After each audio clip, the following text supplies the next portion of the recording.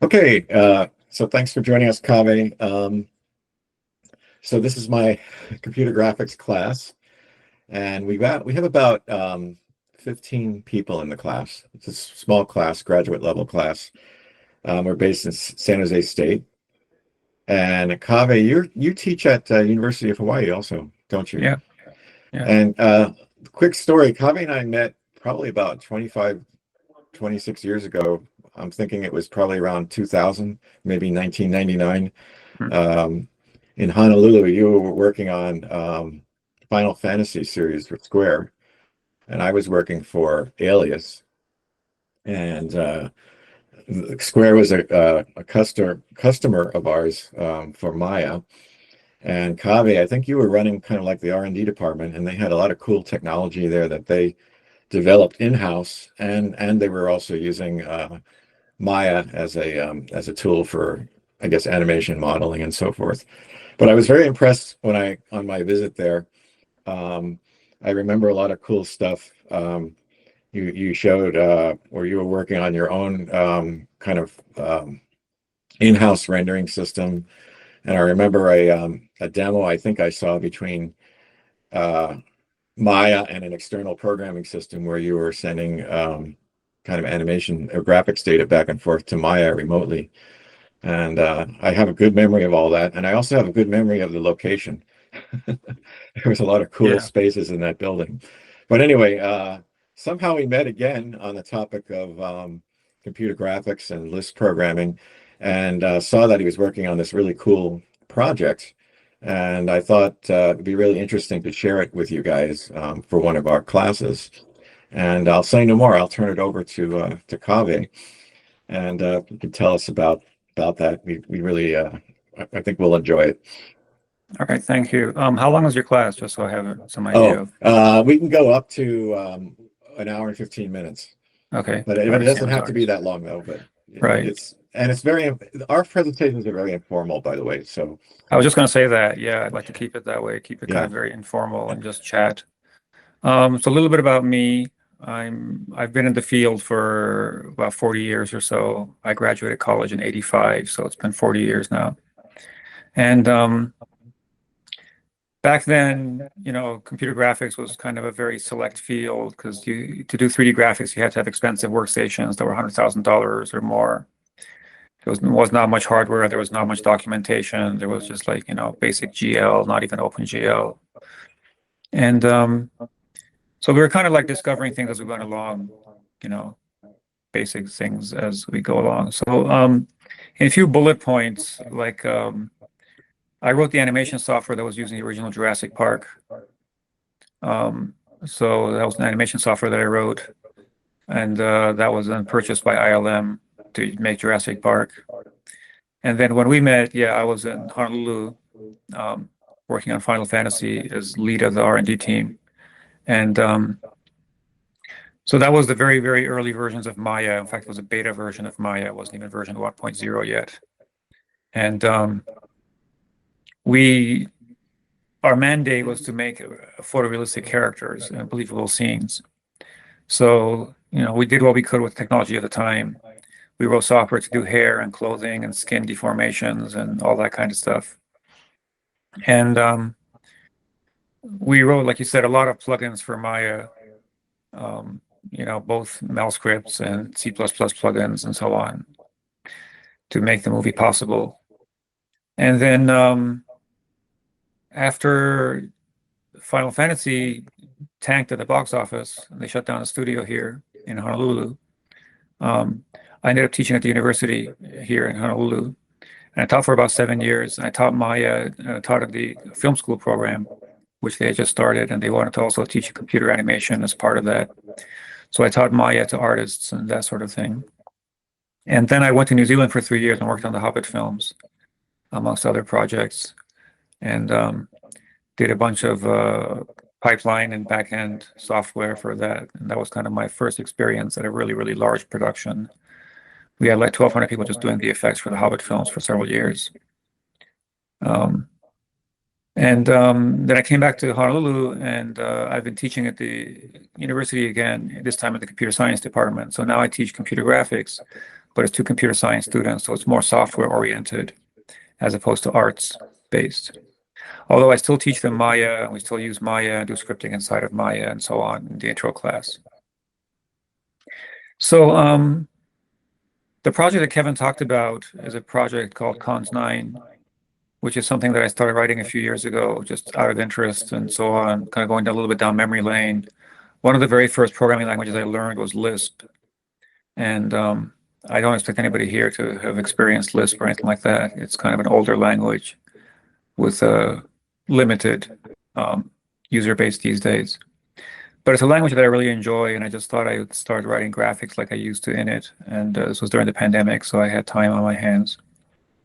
And I wrote, several modules and features and things like that, open sourced it. It's on GitHub if you ever are curious and want to look at it. And I like Lisp, and specifically Common Lisp as dialect in question. It's one of the older languages in current usage. It's pretty much like is the next second oldest language after Fortran, basically, that is still being used. And for its time, it was a very visionary language. I mean, it had things like recursion and first-class functions and closures and macros and all these kinds of things, which no other language had at the time. So let me just kind of start going through. Let me actually see if I can share my screen. Close this window. Can you guys see my screen now? Yes. Okay, so you see the Emacs window and a 3D graphics window on the top right. Yeah, And we a can see console all at the bottom. three windows. All right, cool. So the window on the graphics on the top right here is kons-9, and it's basically, a simple 3D viewport that you can spin around and do things and has some information and so on. The window on the left is my Emacs buffer. And so, for example, if we create a scene, I'm going to be basically evaluating expressions in the Emacs buffer, and it gets sent to the Lisp process, and it shows up in the graphics window. So if I evaluate this expression, I call a function called make cut cube with the size of 2, and added the shape to my scene variable. And so basically that creates this scene. So the cut cube is just a cube with one edge of it, one corner beveled off. And this is kind of the workflow, the interactive workflow that I use is basically I evaluate code. One of the nice things about Lisp is you can evaluate code one function at a time, and you can write a function, evaluate it, write a function, evaluate it, and so on and so forth. There's no really laborious compile link process or anything like that. So for example, if I create a grid of points in a point cloud, those are just a grid of points. If I create a random grid of point cloud, this is kind of a randomized point cloud. So the point cloud is sort of the base class of the system, and all it does is have points. And then on top of that, we build some other things. So for example, we build different kinds of curves, spirals, sine curves, arcs, circles, squares, rectangles, lines, etc. And one of the things you notice about Lisp is everything is prefix based. So this function add shape to the scene, the translate to of the make circle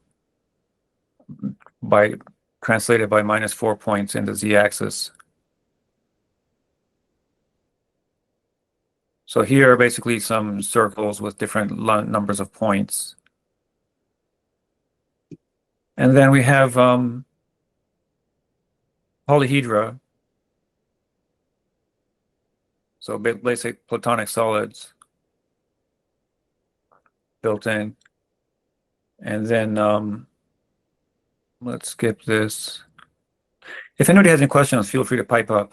I'd like to keep this kind of like kind of informal and just more interactive. So here we have a square, a cube that's been refined, subdivided. And then if we fractalize that, if we call fractalized polyhedron, on a cube, we get this shape here. And there's a very basic rudimentary UI system. So I'll just like, for example, turn off the point display so we can see it a little bit better. But this is now a cube that's been fractalized. I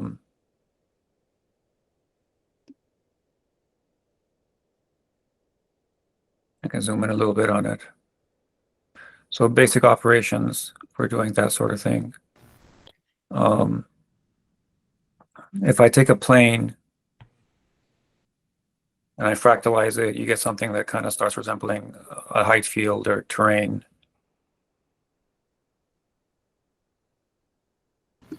So Kaveh, just a quick question. You're running this code in Emacs and compiling bits of it while the program is running. Yes, this is completely live.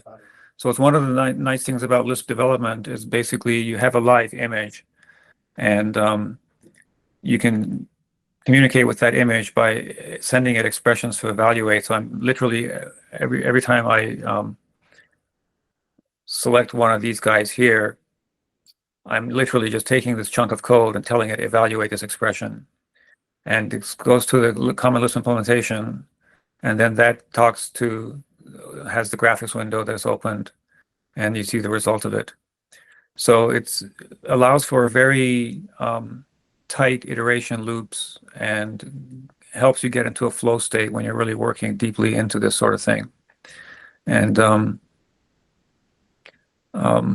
yeah, there's not that mental break you have if you have to sit there and compile something and then wait 2 minutes, 3 minutes, 4 minutes, or even longer sometimes to see the result of it. You can literally, I mean, if I, for example, go back to my cube, or let's go back to my fractalized cube, for example. So this is a cube of size 2, and it's fractalizing it by 0.5 units 5 times. So if I just change that to a 4, I can reevaluate the expression, and it does it 4 times. Or if I do it 3 times, I can just see the result. Or if I do it less, let's say I do it 0.2, it's a slightly less wriggly surface. So I can basically modify the expressions and then see the results of it right away. So it's easy to test things and so on and so forth, kind of live in your environment.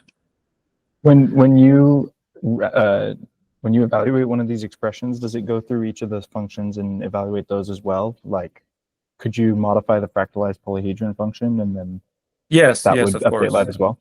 Yes. So for example, if instead of fractalizing it, I just refine it, and then it takes 1 less argument. So that's just refining the polyhedron without fractalizing it. And then I can just like undo stuff and get the result back again. So everything is live. That's one of the appeals of Lisp to me. So one of the other things that we can do, for example, is generating point clouds on a surface. So I'll turn on the point display again. And if I basically evaluate this expression here, it generates a point cloud on a sphere with a density of 40 points per unit area. So this is kind of like, building things on top of things. And that's something that Lisp is very good at. It like kind of promotes layering and modular code and so on. And sort of you start thinking in terms of building systems on top of systems and passing in functions and creating closures and so on and so forth. And we'll see a little bit of that later on.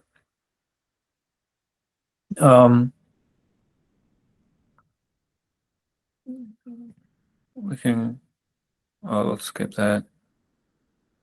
All right, so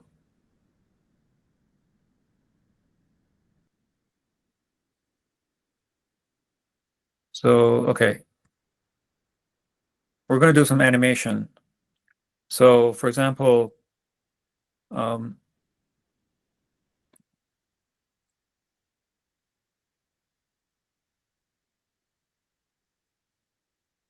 If I hold down the space bar, it'll start animating. So in this case, it's animating. You can see the current frame increasing just by moving in the X direction.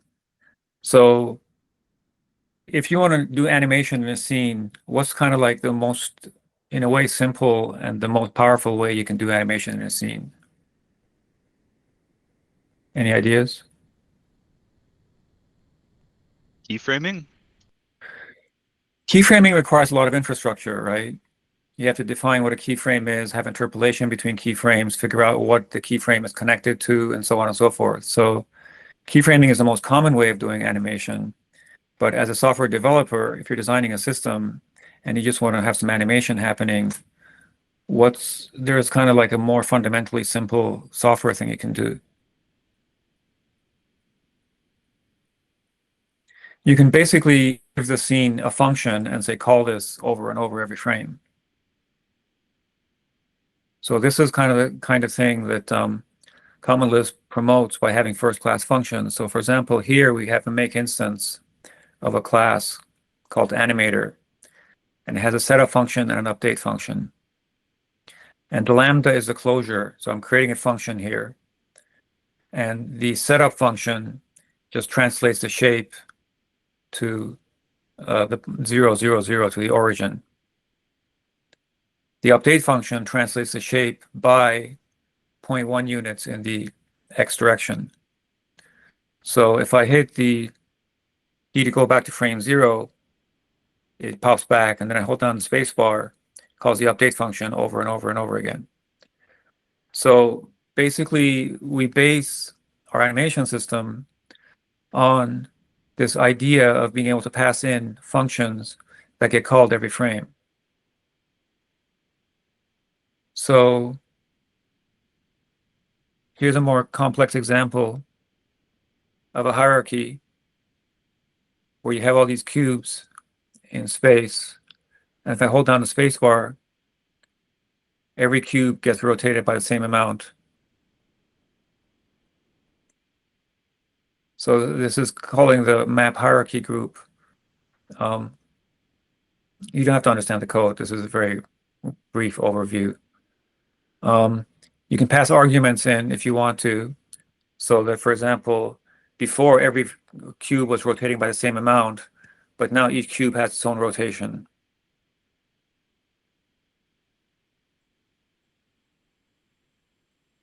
And then if you add this to hierarchies, you can basically create like a little robot structure with a waist, a torso, shoulder, upper arm, elbow, lower arm, wrist, hand. And you can add motions to each of these guys. Again, all I do is click inside the expression and I hit Control-C, Control-C to evaluate it. So all these motions have been added to the scene now. And if I hold down the space bar, we can see the animation happening, and then hit it back to 0. And then it'll kind of like just keep going.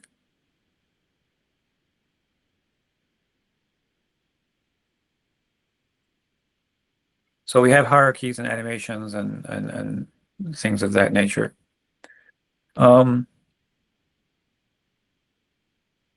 Let me jump to UV meshes.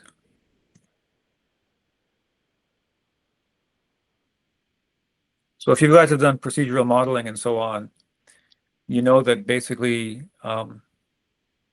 you can create UV meshes.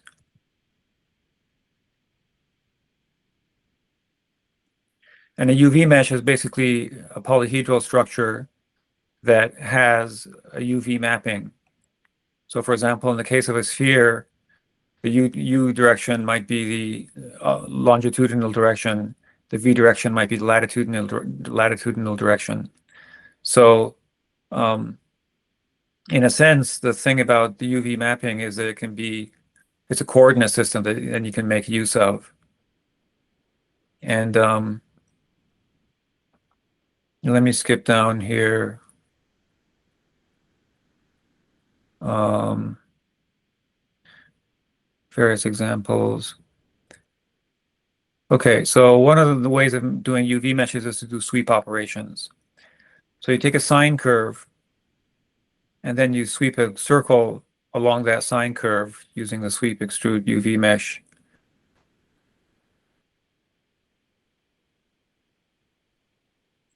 And so this is, you can kind of see the sine curve shape, and then the circle only has 4 points, so it's a square. And it's being swept across, and then as it's being swept across, there's a twist parameter and a taper parameter.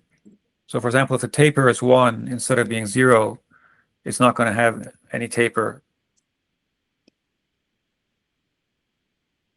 And if the curve has, for example, 8 points instead of 4 points, it'll be a rounder curve. And if I don't want any kind of taper or twist, and I just make that 0, then it's a straightforward extrusion of a circle along a sine curve. But let's say I like those the way they were, so we get stuff like this. And then we can do things, since we have a UV coordinate system, we can use that UV coordinate system to do things like basically add point colors along a rainbow. So this is basically adding colors going from red to violet along a rainbow spectrum, using the UV coordinates of this mesh, this kind of like sine curvy cube mesh. That's cool. Normally, you think of UVs as being, you know, a 2D coordinate system on the surface you would use for rendering, texture mapping, you know, changing the material properties along the surface, you know, shaders and things like that. So you're using the UVs actually to for this deformation.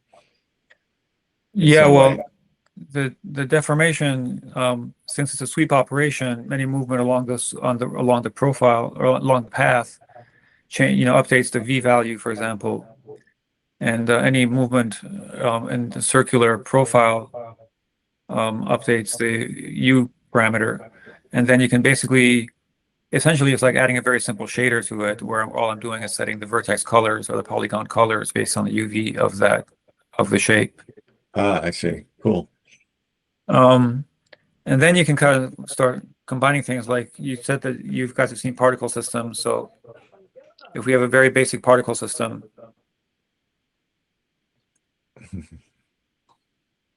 so we have particles that kind of grow and do things and so forth, and then we create paths going to those particles. And since now we have paths, and we know that we can create extrusions along paths or sweep meshes along paths, we can do that. And so this is kind of like the same idea now. Oops. Pardon me, I just hit my Emacs. There we go.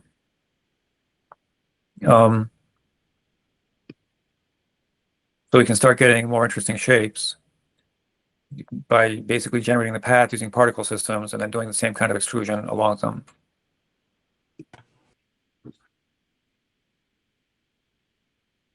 And then so that's interesting. You're caching the history of the particle's motion? Well, in this particular case, yes. It's not a live thing. So basically, if I go back and I regrow the particle system, so you can see the particle system keeps growing, but the mesh doesn't update because it's not a live dependency between the two. I just did it in 2 steps. But later on, we can see cases where we do have a dependency between them and things happen live. But this is sort of building the things layers on top of layers, right? So if we have the ability to take two curves and sweep one across the other, then we can start generating curves using different things, such as particle systems, and sweeping things across them. or any other kind of software that has curves. For example, we could take the curves of the faces of a polyhedron and start sweeping meshes across them as well. Yeah, that's interesting. I wouldn't have thought of a particle system using it to grow like organic shapes, sort of like an L system almost, Yes, a little bit. I mean, it doesn't have the recursive nature of an L system necessarily, but you can think of particles as things that either just move in space over time, or you can cache their positions and start creating interesting geometry from them, which I think is really cool. And that geometry often looks very organic if you have some random elements in it. And then I'll skip this next one.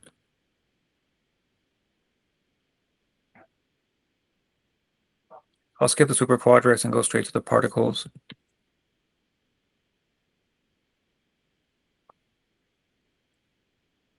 So a very simple particle system.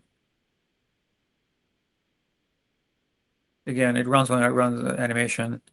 So this divides into like bifurcates every so many points, every so many frames, I mean, and it kind of gets pretty hairy, literally, and messy pretty fast. But basically, this is make particle system from point.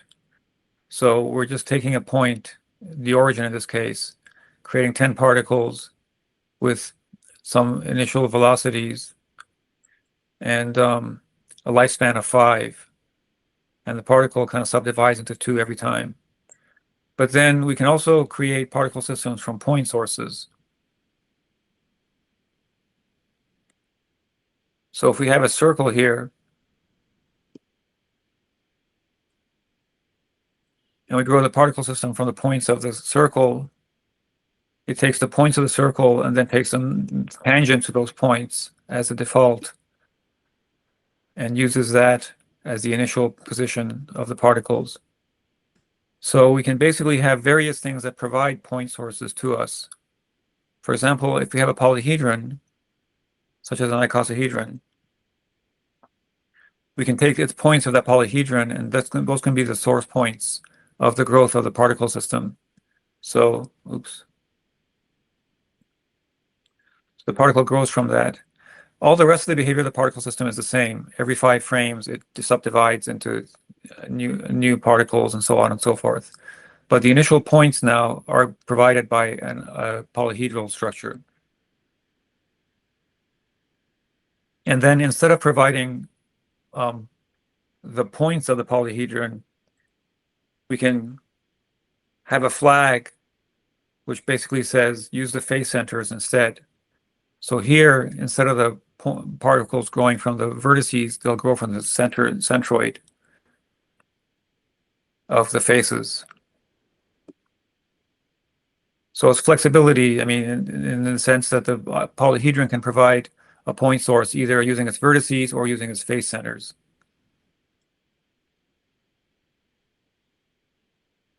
And then one of the things we can do, which you already saw in the previous example, is if we randomize the update angle of the particle, it'll have that wriggle effect. So this is the same kind of thing growing again, but it wriggles every frame as it subdivides.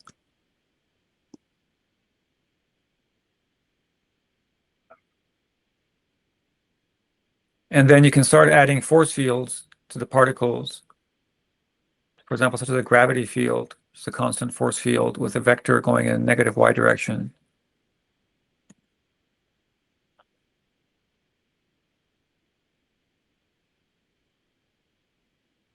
Simple ground collision, nothing too fancy. But you have, again, and then you can use this trail of paths for doing extrusions or anything else that you want to do.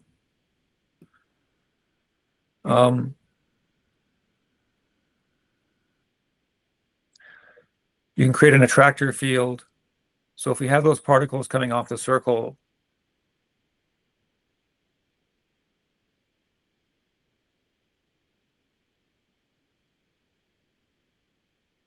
they start off with the tangent to the circle, and I put an attractor field in the center of it so that basically they become like planets. And here's one that basically hit escape velocity and is gone. So you can have all kinds of fields, vortices and turbulence fields, noise fields, gravity fields, etc., etc. And you can kind of add them to the particles. And if you've ever used like, a package like Maya or Blender, that's kind of how the particles in those systems work as well. So again, being able to generate stuff from point sources, if we generate stuff from a height field,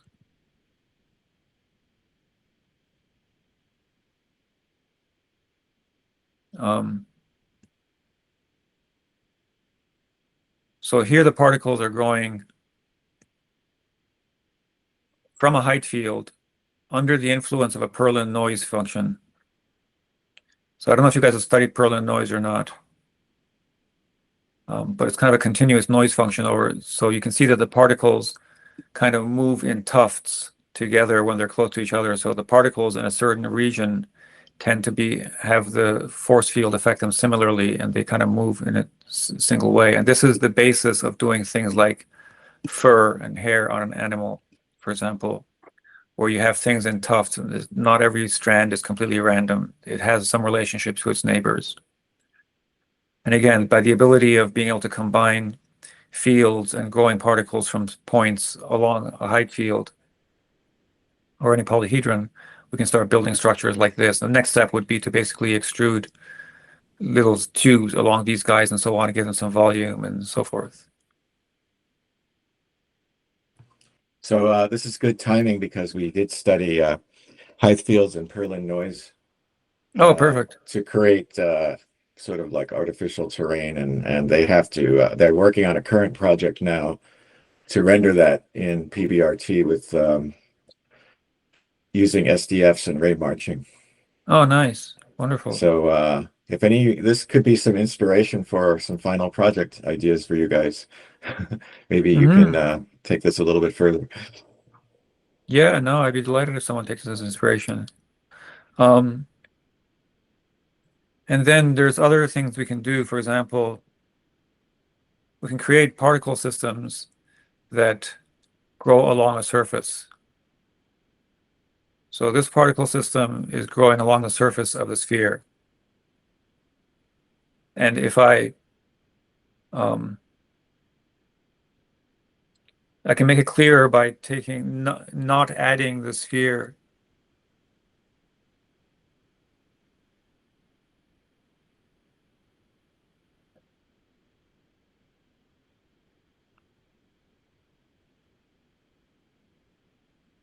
So we don't see the sphere, but it's still there. And the particle system starts at the top and then grows along the sphere. So you can see what it's doing. So it's basically different custom behaviors for particle systems where you can have them grow along the surfaces and find the next point along that surface and build things that way.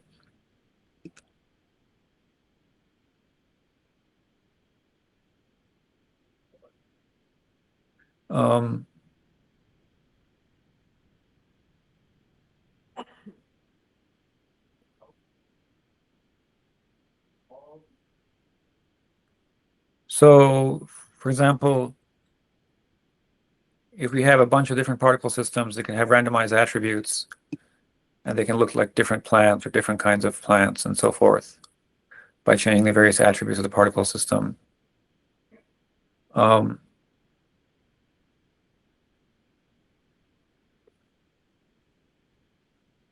Here we have particle systems growing out of a superquadric with time-varying force fields.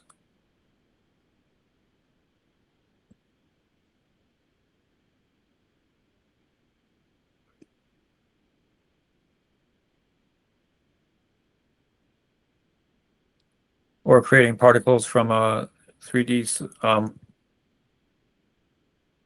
point cloud.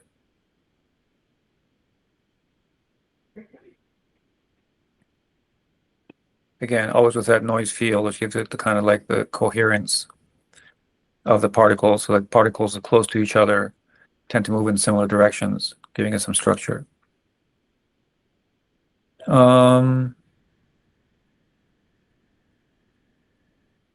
Let me skip this stuff.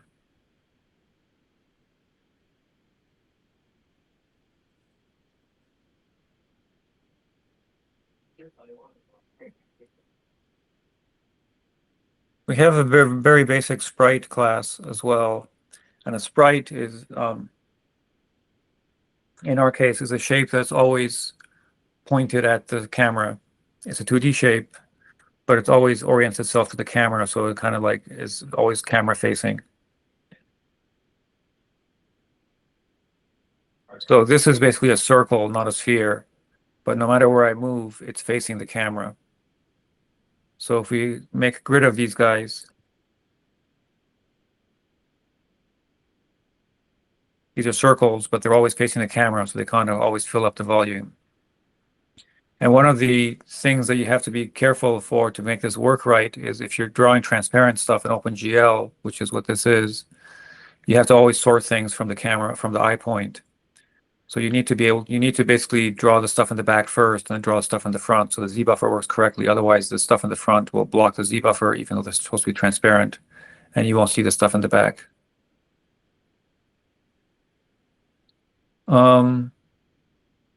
Again, we can generate these points from any surface, such as make a point cloud from a grid of points. When you say Z buffer, is kons-9 making GL calls under the hood or using some Yes, sort this is all of OpenGL. Oh, This is okay. all OpenGL. And this is kind of showing the transparency working properly. So, Chase, when you gave your demo of your midterm project in class, and you made some interesting use of sprites on the volcano project, we were discussing this point. You mentioned the same thing about having to draw the sprites in the right depth order, right? Yeah, I believe it's because if you have in one draw call, the Z buffer is reset after subsequent draw calls. So unless you're drawing all of the particles in one call, then you need to actually sort them in the order they're drawn.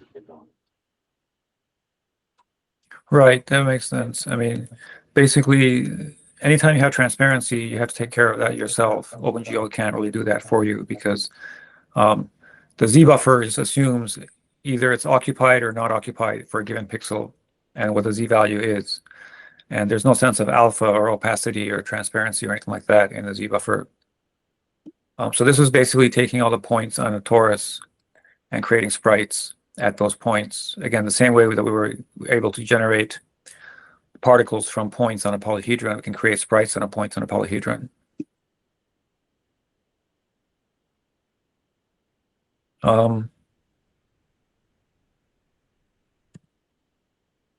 So here, we kind of create randomly colored sprites that create randomly colored paths and do the little bouncy thing. Again, those, you can notice how they orient themselves towards the camera. So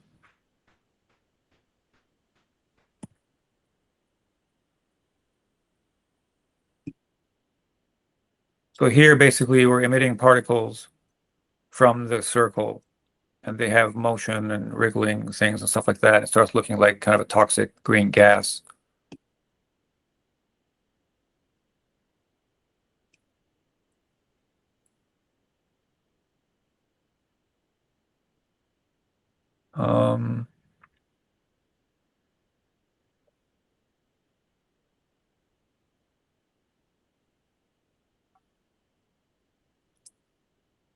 So here, basically, we have colors on the surface of the sphere, and the particles inherit those colors as they grow. And we give the particles a lifespan; they become transparent over time and disappear. So it's kind of like a continuous billowing thingy. But the clever or the cute thing here is that the particles take their color from the color of the vertex where they're spawned.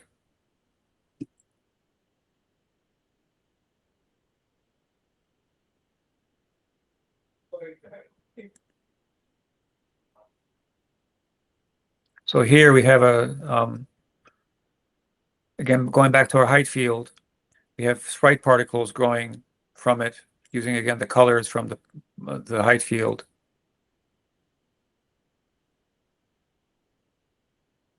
Whereas before we were having, so we're just basically not displaying the trails of the particles, but we're just displaying a sprite at the current location of the particle. All right, let me skip back to my notes. Okay. So we talked about having some dependencies between the paths and the extrusions and things like that. So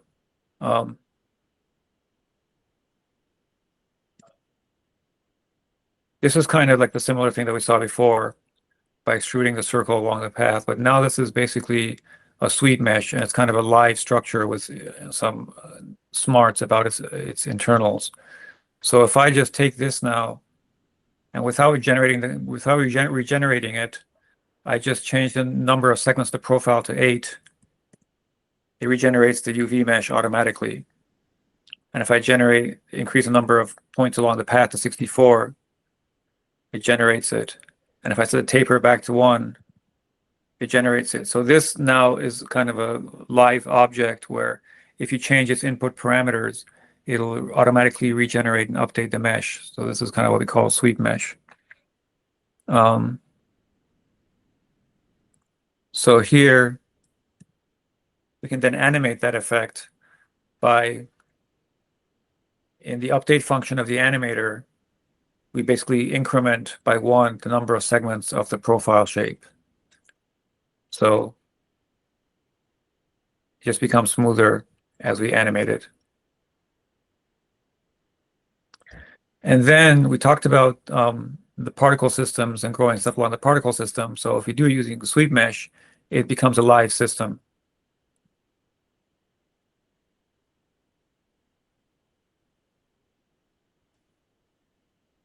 So this is now a particle system growing, and every frame that the particle system is growing is recomputing the mesh, the extrusion, the sweep mesh across it. So you can now have an animated thing that kind of grows.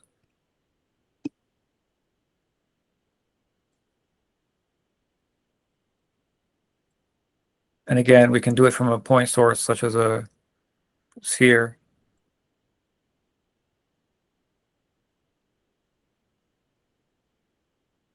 So this is very similar to the particle demos that you saw before, growing stuff from the centers of the faces.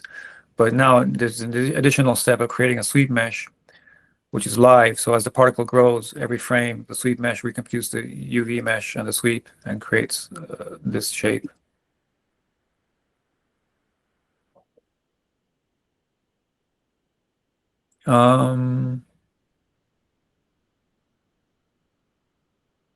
Let's skip this stuff. I don't want to run out of time.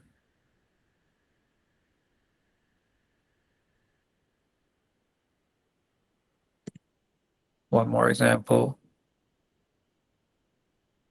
So this is with some collisions as well.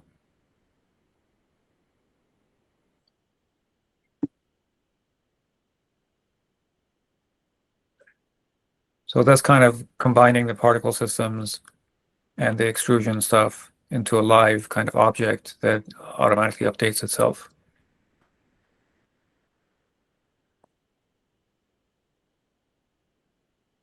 The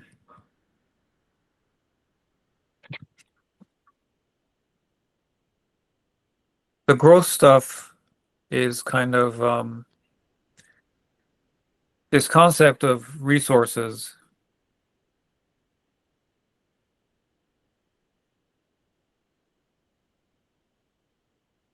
So we have a terrain or a field, and there's a sine curve in there. And you can think of that sine curve as a river and these cubes as plants. And the closer you are to that sine curve, the more food nutrients you can get. So as I run the animation, you can see that the particles not the particles, the kind of the cubes near the sine curve grow larger because they have more resources, whereas the other ones don't. And this is kind of interesting if you want to do things like create plant systems and so on. One of the things that makes plants in a meadow realistic is that plants are always competing with each other for light and nutrients and so on and so forth. So like smaller plants have a hard time growing under the shadow of large plants and so forth. So I was inspired by this to do this by one of the guys I worked with at Weta had developed a system using this technology, and I thought it was pretty cool. So here, basically what we do is instead of just having cubes scaling up, we actually use our sweet mesh stuff to grow plants where there is ample resources for it.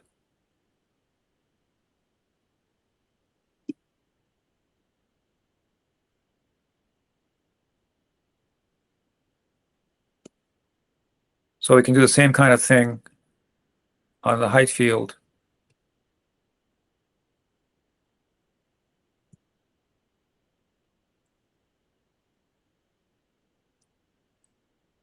And then this uses kind of a volume casting model.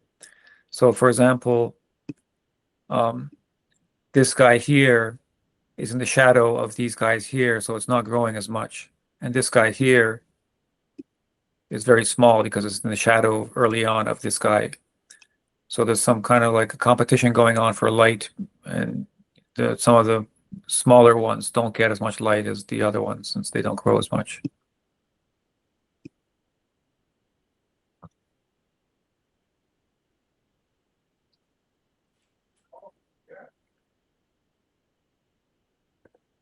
Isosurfaces are very cool things, and SDFs are basically based on isosurfaces.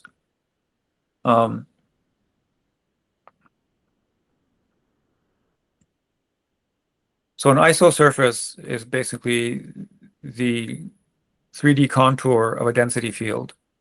So here we have one point at the origin, and then we basically create an isosurface of where that value is some particular value, 0 in this case. So if we create 8 source points, each of them has basically got some potential value, and then the value decays across over distance. This is the result that you kind of get.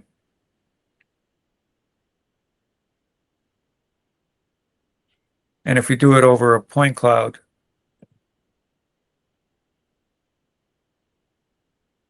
you have these random points in space, and then this is kind of like the iso contour of those points. And we can animate this.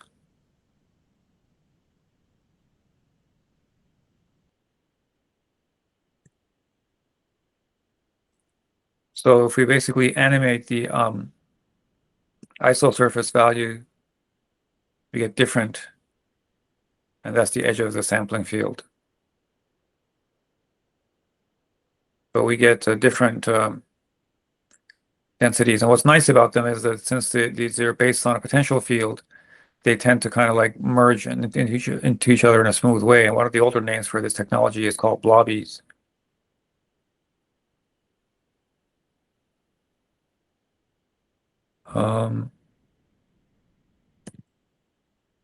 And then if those points actually move and jitter a little bit, you can generate the isosurface every frame, and you get different values.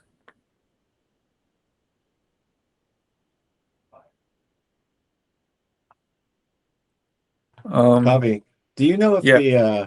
the original water effect that was in the Abyss movie was done with isosurface? I think that was NURBS. Was it NURBS? Okay. Yeah, because that was done with Alias software. And Alias software had NURBS. I don't think it did not have blobbies. And in fact, that's a good point, because one of the things, for example, in Terminator 2, you have the liquid metal man. Yeah. And one of the things, for example, they would have him emerging from a pool of liquid metal as a silver creature and so on and so forth. And they could not do any changes in topology. So basically, in one shot, his head would be kind of like in the liquid. So like he'd be like standing in the liquid, bent over, and his head's in the liquid as well. So it's like a porous topology. And then as he stands up, the head comes out of the liquid, and then it's no longer a torus topology, but they couldn't do that transition. So they had to cut away from that and then come back to it again with a different model. So that tells me that that was basically done using spline curves and not isosurfaces. So here we're generating an isosurface from a line, and we're starting to approach the SDF idea. So if we basically generate the isosurface from a sine curve, that's kind of what it looks like. It's a blobby shape around a sine curve.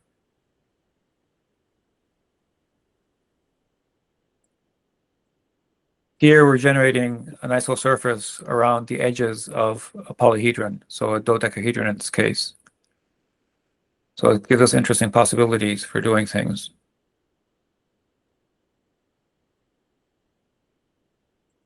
And then again, going back to our favorite, the particle systems.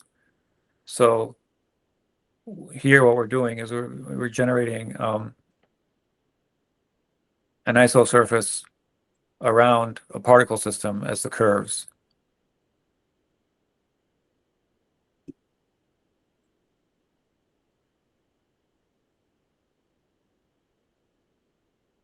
Another value of that.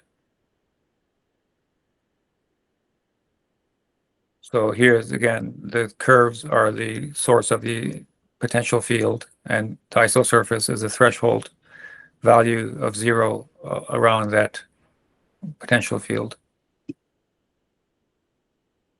So then we have the ability to do SDFs. So SDFs are basically, well, you guys have studied SDFs, right? So I don't have to explain them to you what you are. So this is a 3D representation. This is a mesh version of an SDF. So everything we've been doing so far has been the idea of creating a mesh topology from the isosurface. And here we're creating the mesh topology from the SDFs. So this is a union of 3 different SDFs. One is a hollow sphere, one is a ring, and one is a box outline. So we can see here, and this stuff is kind of like copied directly from Inigo Montez's website. He's the SDF guy. And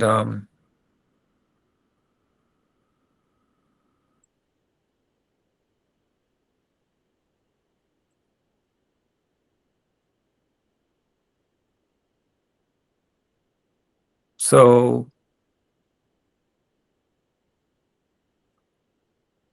each of these guys, oops, oh,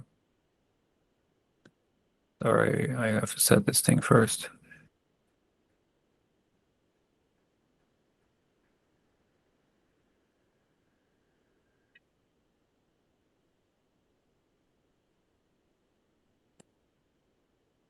So this is basically a box shape. I'm not drawing the lines anymore, just the surface using SDFs.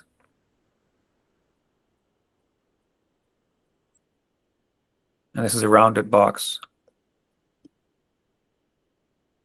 And then I just basically literally copied all the stuff from the website to actually, create the math for this stuff. So that's a link. And so we're not doing ray marching here, right? This is just OpenGL stuff. So what we're doing is we're using what's called marching cubes, which is basically a technique for creating mesh topology from density fields and representing it as polygons, which is what we're doing here.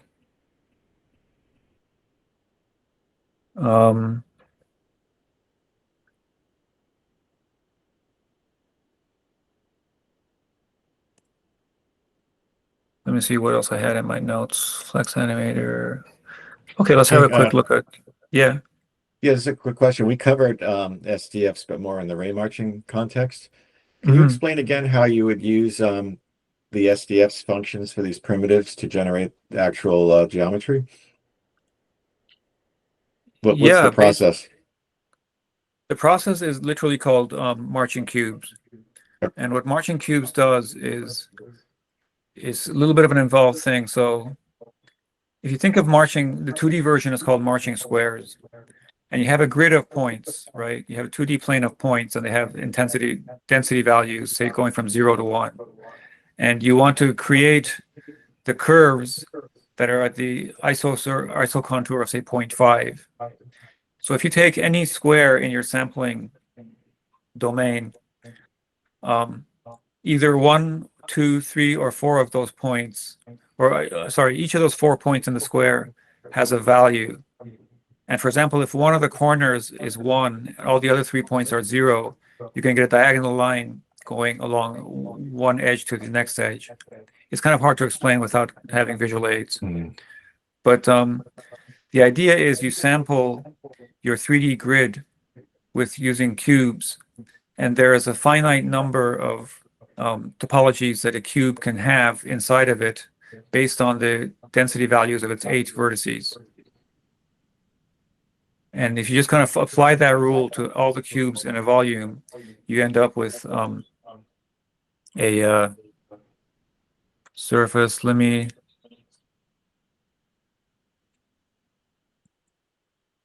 find, sorry, bear with me.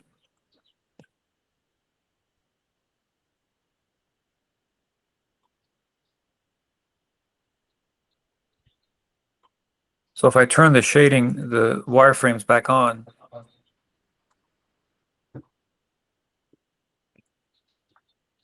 you can kind of see how all these points are along a fixed grid. I mean, they'll be sampled along a fixed grid. You can kind of see the edges of the lines of the sample of the grid as we go along. So yeah, it's called marching cubes. So if anyone would like to explore that idea and build upon what we covered in class on SDFs for rendering, that could potentially be an interesting topic for your final project. Just some ideas. Yeah, well, the advantage of that is that then you can apply any kind of rendering technique to it, including OpenGL or just any kind of, you're basically just generating standard polygonal geometry. You don't have to have a custom ray marching renderer. The disadvantage of it is then you have to deal with aliasing artifacts and things like that, sampling issues, and whether your mesh is high enough resolution or not, and so forth. But the ability to go from an SDF to a mesh topology is a pretty powerful idea, because then you can kind of incorporate it into your regular workflow. If you've built a pipeline around Maya and polygons and things like that, you can then kind of toss in some SDFs. With kons-9, do you have built-in functions for kind of exporting the geometry you create within kons-9? I export OBJ files. Okay. And a little bit of USD functionality, very bare bones USD functionality. So I have tested just opening stuff up in Maya, opening stuff up in Blender, and for simple things it works fine. And then another question just about kons-9 in general. If I was to set this up, I use NeoVim, I don't use Emacs, but if I was to just get like a Lisp, I'm guessing I'd need a Lisp live. The implementation I use and I recommend is called SBCL. SBCL, okay. Steelbank Common Lisp. And basically, you can set that up using VS Code if you want to, or you can, if you don't want to necessarily use Emacs and a live connection, you can use any editor and just edit your text file, save it, and then load it up into the Lisp environment and it'll run it. So it's like an extra little step in between, but you do a more traditional workflow if you want to. So is SBCL like that Lisp environment, or is that the live executing or evaluation? SBCL is the Common Lisp implementation that we're using. Emacs is the editor system. Yeah. And there's a bridge software called Slime, which stands for Superior Lisp Interface for Emacs. Okay. And it does the live talking between my editing stuff in Emacs and then stuff happening in the SBCL image. Okay, So this and is then this is yeah. Go ahead. looking at your repo, once you set that up, you just kind of create the project with cons-9 and it'll just start running off to the side when you run it in your editor? Or Yeah, when you basically you just call the run method in cons9, and that creates this window and sets up the OpenGL context and everything like that. And then you just kind of like execute code and expressions like we're doing here by just selecting stuff and evaluating it in Emacs, and that sends it through Slime into the Common Lisp thing. But the alternative is to basically write some code in the file, save the file, load the file to Common Lisp, and then you'll see it happening. okay. Yeah, if anyone's interested in setting up a Lisp environment, I can help you. There's a Slime and or Sly, which is kind of a variation of that, available for NeoVim also. It's not exactly the same, but they've adapted it for that. And yeah, I could show anyone who's interested in this how to install everything if they want to experiment a little bit with it. So one of the last things I'll show you is basically you can take some dynamics ideas, and this is using a spring mass model. So if you take a polyhedron and you put a mass at every vertex and then connect along the edges springs and then add some gravity and collisions, you can start getting some very simple dynamics happening. So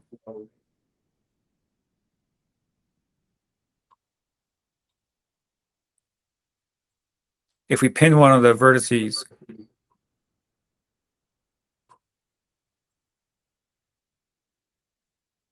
it just kind of like, hangs there. And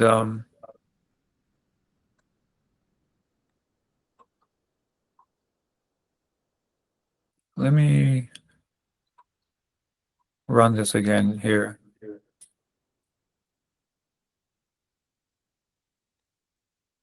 Okay, so doing it the same thing.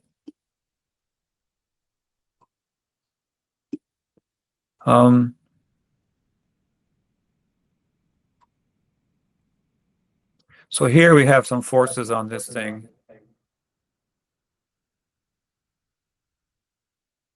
And some friction, and it kind of bounces around. So it's a simple way of doing.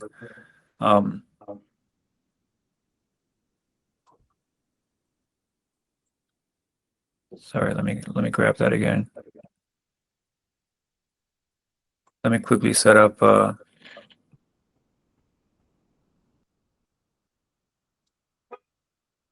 Yeah, that's good. So here, what we have is basically a force acting on this thing, and then collision with some friction on the ground plane. And it kind of gives kind of Jello simulation type of stuff.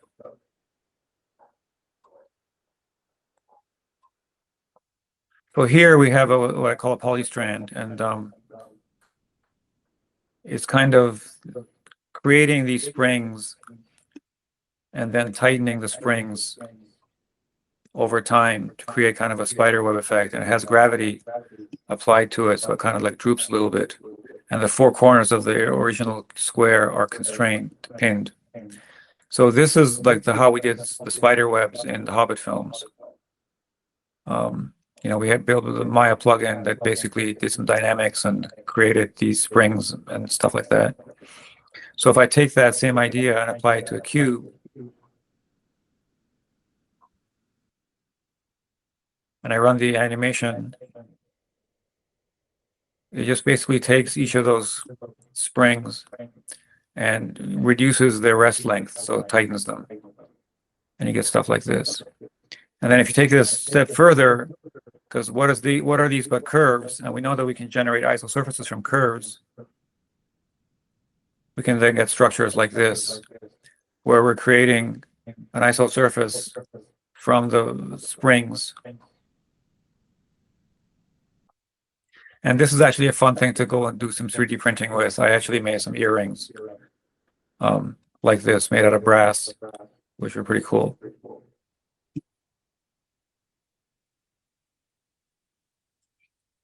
And then the very last thing I'll show you, since you guys have done Boids and so on and so forth,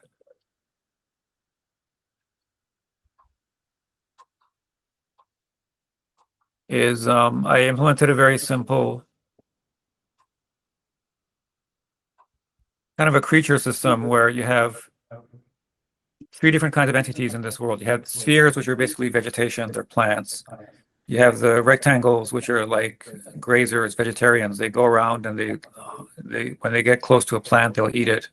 And you have the prisms, the triangles, which are basically predators, and they're hunting the grazers. So if I run this as an animation,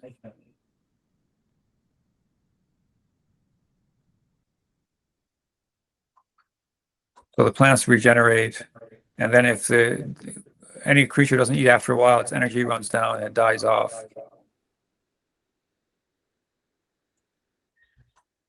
So that predator is probably going to die off soon because it's not finding food, and they wrap around. There you go, it's dead. So now that final grazer can just eat to its heart's content. All right, so that's everything I had to show you guys today. Thank you for being here and putting up with me, and let's see if I can. Thanks, Kavi. Was a great presentation and also very applicable because you covered a little bit on spring meshes, and that's probably the last. Springy things is probably the last topic we'll cover in this class in a week or so. So it remarkably overlays a lot of what we've been doing. So that's really cool. Thank you. So I had a question. If you wanted to render scenes out from this, what would be the best pathway to go into to generate imagery from it? I generate an OBJ file, bring it into Maya or Blender or something like that, and then just use that rendering. I've thought about doing an actual renderer inside Cons-9, but I just haven't gotten around to it, and it won't be as good as what's out there. But most of the existing packages can read OBJ files, and as long as your geometry is reasonably straightforward, it shouldn't be a problem. Cool. Okay, cool. I was able to build Cons-9 without any problem. Actually, it built fine for me. So if anyone was interested, and that was on a Mac, and usually with Lisp, Macs are not the most straightforward platform because it seems like most of the Lisp community is on Linux probably. But Right. I didn't have any problem. That's good. Yeah, I used Cons-9 for my advanced graphics class this semester, and everybody managed to get it up and running and do their programming in Cons-9 and Common Lisp and so on. So that was very encouraging. Cool. How did the students how do they migrate over to Lisp? Do they pretty well? I was, worrying that they might not like it or something like that, but I think they all kind of just got the hang of it a little bit and kind of carried on, and yeah, because Lisp has a lot of interesting features that we haven't explored yet in this demo. It came from a philosophy that you should give the programmer as much power as possible, which may or may not be a good idea these days. But you can define and redefine almost anything inside your Lisp image. And basically, they put a lot of thought into what they were doing, and they got a lot of things really right. The example I use is, according to the legend, JavaScript was designed in 10 days. And that's one of the reasons why they keep having to change things, because they just didn't have time to think everything through. To standardize Common Lisp took them 10 years. So they really kind of thought things through. You can do things like, it's not just a language specification, but it's also a development environment specification. So for example, a Common Lisp implementation must allow you to modify a class live, and then all the existing instances of that class will update themselves to, add the new variables, delete the new old variables, whatever they need to do. The runtime system was, one of the first language that have garbage collection and so on. But for example, one of the things they have is they have restarts. So if you crash in Common Lisp, the implementation doesn't exit the stack.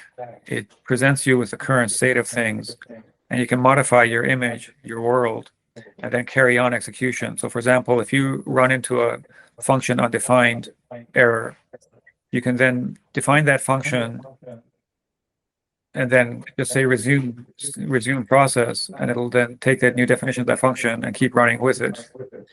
And that becomes very useful for things where it's difficult to retrace your steps. For example, if you're working on a game or something and you're playtesting it for 10 minutes and then it crashes, getting back to that exact same state 10 minutes into the gameplay might be very, very tricky and difficult, if not impossible. So being able to debug it live is very powerful, as opposed to just exiting and saying, here's your core dump, figure out what happened and then see if you can reproduce it to test it again. So a lot of thought went into the language, and yeah, in my experience, it's pretty much the only language I've used which I don't feel is struggling against me. Yeah. Well, I was inspired by kons-9, and I've been wanting to learn Lisp for a while, so I started learning actually somewhere around the holidays and started dabbling in it. And I wrote a simple OpenGL renderer using Common Lisp. I actually posted a little work in progress to one of the Reddit groups. Oh, really? Yeah, I think you had asked me about it. I'm the same person that posted that. But oh, that was you. Yeah, that was me. Using some fancy pseudonym or something. Yeah, but the code that I wrote is kind of, I would call it like someone who knows C++ trying to adapt their coding style to Lisp. And in a way, it's kind of almost better to unwind what you know about C++ and try to maybe look at things a little bit differently. But this Lisp has CLOS, which is a class system, which is kind of nice and in a lot of ways a lot more powerful than C++. So I started with the approach of using CLOS because it's a little bit more closer to C++.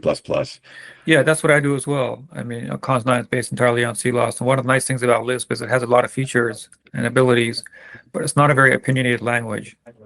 It doesn't force you to do functional programming only, or OO programming only, or imperative programming only, or declarative programming only. You can do all these kinds of things. You can implement Prolog pretty straightforwardly in Lisp and do, logic programming if you want to, and that sort of thing. So there is a lot of stuff there, and it takes time to kind of like grok things and so on, but just the ability to have closures and pass functions around and define functions on the fly made my whole animation system possible, right? So basically you can just set up a scene and just create a lambda and create a function on the fly and say, give that to the animator and say, just call that function every frame, and then that's how you do the animation. And then you could build a keyframing system on top of that if you really want to.